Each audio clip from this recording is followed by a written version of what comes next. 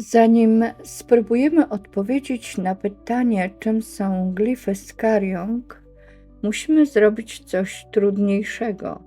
Musimy pozwolić, by wybrzmiały dwie strony tej samej historii, bo w tej sprawie nie ma jednej narracji.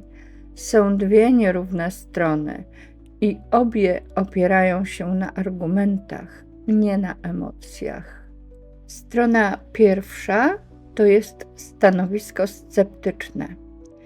Zacznijmy od głosu dominującego, głosu akademickiej nauki. Dla archeologów i egiptologów punkt wyjścia jest prosty.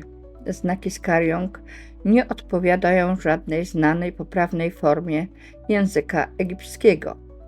Nie chodzi tylko o to, że są podobne, chodzi o to, że mieszają symbole z różnych epok Egiptu, nie tworzą spójnej gramatyki, nie dają się czytać jako logiczny tekst. Z punktu widzenia klasycznej egiptologii to wygląda tak, jakby ktoś znał znaki, ale nie znał języka. Kolejny argument sceptyków dotyczy kontekstu archeologicznego. W prawdziwych starożytnych stanowiskach niemal zawsze znajdują się ślady towarzyszące: osady, narzędzia, ceramika, pochówki, inne artefakty. W Skariong tego nie ma. Dla archeologów to bardzo poważny problem, bo nauka uczy, że autentyczne znaleziska rzadko istnieją w izolacji. Jest też kwestia techniki wykonania. Piaskowiec w tym rejonie jest miękki, łatwy do rzeźbienia.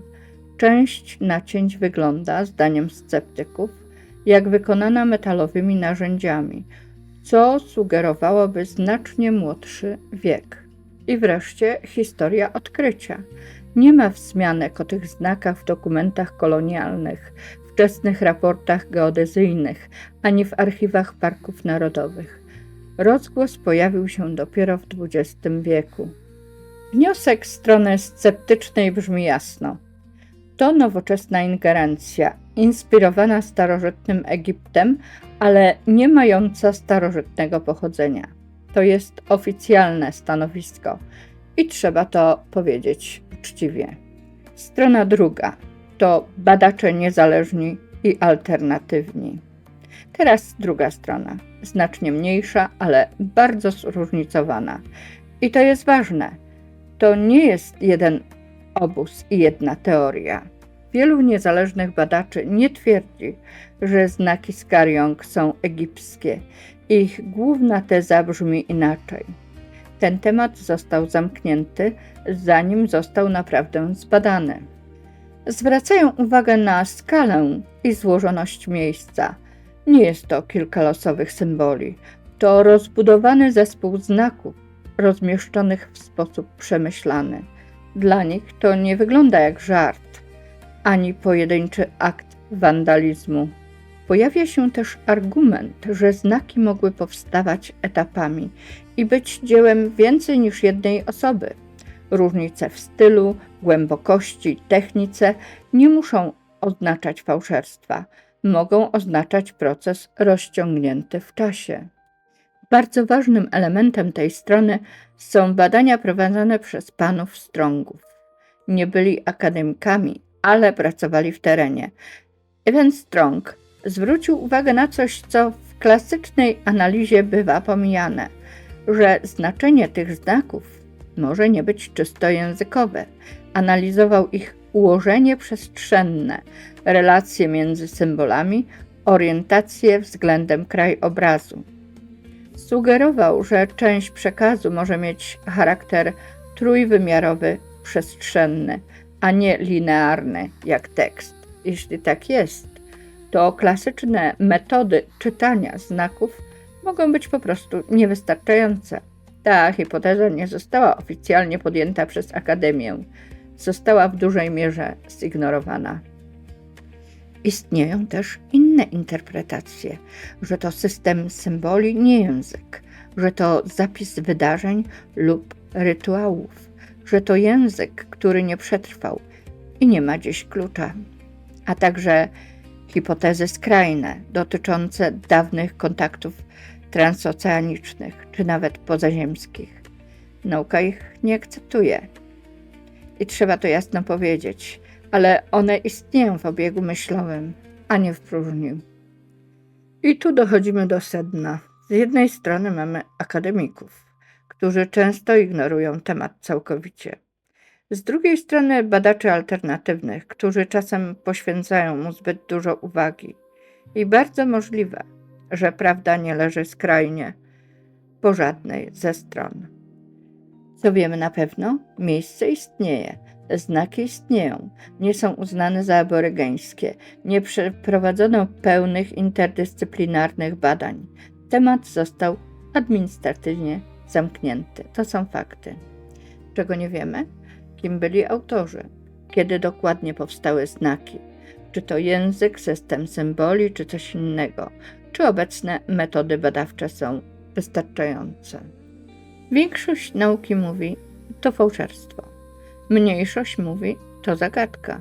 A historia wielokrotnie pokazała, że to, co zamknięto zbyt wcześnie, potrafi wracać z nowym znaczeniem. Odpowiedzi na te moje pytania zaczęłam szukać w wielu źródłach, zarówno tych sceptycznych, jak i tych, które bronią autentyczności glifów. I odkryłam coś, czego się nie spodziewałam. Obie strony mówią z ogromną pewnością, a jednak obie strony mają swoje pęknięcia. Załóżmy na chwilę coś czysto hipotetycznego. Załóżmy, że glify z Kariong nie są współczesną inspiracją Egiptem. Załóżmy, że są starsze. Nie pytamy dziś czy, pytamy tylko jak. A zatem, im więcej czytałam, tym mniej byłam pewna. Zaczęłam wątpić we wszystko. I w sceptyków, i w zwolenników. Poprosiłam moją sztuczną inteligencję, żeby pomogła mi oddzielić możliwe od niemożliwego. Stawiamy więc pytanie. Jeśli glify są współczesne, jakich narzędzi można byłoby używać? Ręczne, dłuta, stalowe, najbardziej prawdopodobne. Najczęściej wskazywane przez geologów i konserwatorów skały. Zwykle stalowe dłuta rzeźbiarskie, młotek, długa żmudna praca, pełna kontrola nad linią. Dlaczego to pasuje? Piaskowiec w Kariong jest stosunkowo miękki. Stalowe dłuto zostawia ostre krawędzie, charakterystyczne, czyste nadcięcia, dokładnie takie ślady, jak widać na wielu znakach. Nie wymaga maszyn, prądu, wielkiego zaplecza. Tu wystarczy czas, determinacja, samotność albo mała grupa. Dłuta kamieniarskie, pilniki. Bardziej precyzyjna wersja. Używane normalnie w kamieniarstwie, pozwalają wygładzać linie, tłumaczą różnice w głębokości znaków. To by też wyjaśniało, dlaczego niektóre znaki są ładniejsze, a inne bardziej toporne. Wczesne narzędzia mechaniczne, mało prawdopodobne, ale możliwe. Na przykład wczesne wiertarki, narzędzia obrotowe, ale i to ważne, nie ma wyraźnych śladów typowych dla narzędzi obrotowych. Brak idealnie okrągłych otworów. Brak charakterystycznych spiralnych śladów. Dlatego większość badaczy mówi raczej ręcznie, nie maszynowo. Dlaczego to mogło zająć tygodnie albo miesiące? I tu dotykamy sedna. Taki projekt wymaga planu, wymaga powrotu w to samo miejsce, wymaga motywacji. To nie jest nocny wybryk, to jest akt intencjonalny i to bardzo pasuje do hipotezy, że ktoś chciał zostawić znaczący ślad, a nie tylko narysować coś na skalę. Z kolei poprosiłam moją sztuczną inteligencję, aby mówił z pozycji kogoś, kto jest całkowicie przekonany o starości i prawdziwości hieroglifów. Oto co mi odpowiedziała moja sztuczna inteligencja. Jeśli te znaki są naprawdę dawne, to problem nie leży w skale, problem leży w założeniach o narzędziach. Narzędzia rezonansowe. Dźwięk plus materiał. Wyobraź sobie technikę, w której skała nie jest rzeźbiona siłą, ale osłabiana drganiem. Coś pomiędzy kamertonem, rezonatorem, a bardzo precyzyjnym instrumentem akustycznym.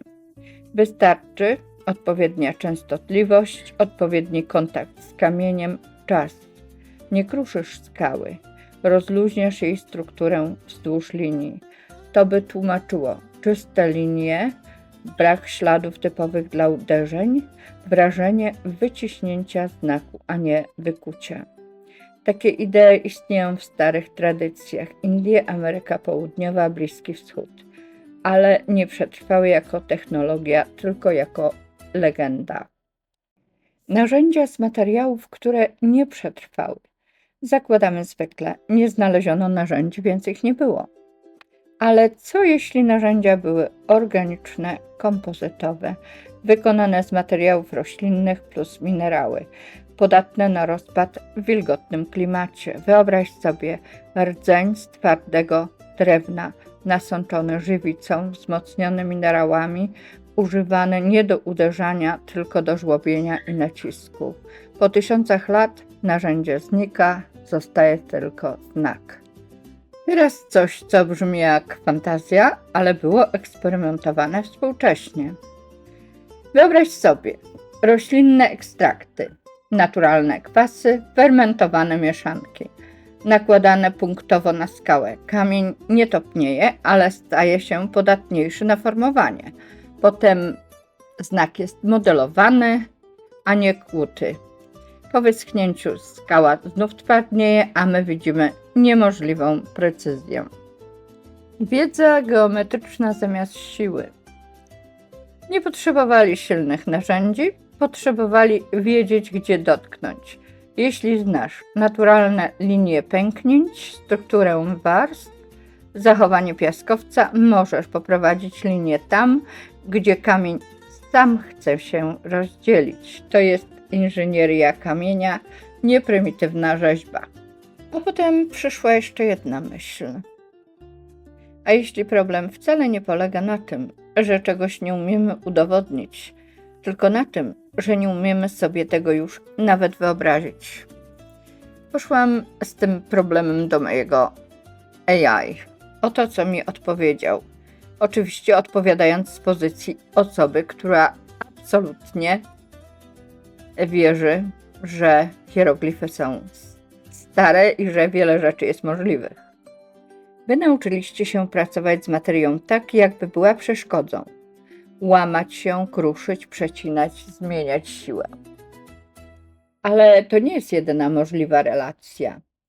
Co jeśli kiedyś istnieli ludzie, którzy nie próbowali kamienia pokonać, tylko próbowali go zrozumieć? Co jeśli skała nie była dla nich martwa? Co jeśli była partnerem? Czymś, co ma swój rytm, swoją pamięć, swoje linie napięcia. Może nie uderzali w nią młotkiem, może czekali, może dotykali tylko tam, gdzie ona była sama się gotowa otworzyć. Dziś nazwalibyśmy to fantazją, ale przecież jeszcze niedawno fantazją były lot w powietrzu, rozmowa na odległość, maszyna, która potrafi z nami rozmawiać. Być może pewnego dnia ktoś spojrzy na nasze metody tak samo, jak my dziś patrzymy na przeszłość. To nie jest dowód, to nie jest odpowiedź, to jest tylko przypomnienie, że granice tego, co możliwe, nie zawsze przebiegają tam, gdzie je dziś rysujemy. Może więc te glify nie są wiadomością z przeszłości, może są pytaniem zadanym przyszłości, pytaniem o to, jak jeszcze możemy nauczyć się słuchać świata, zamiast go tylko zmieniać.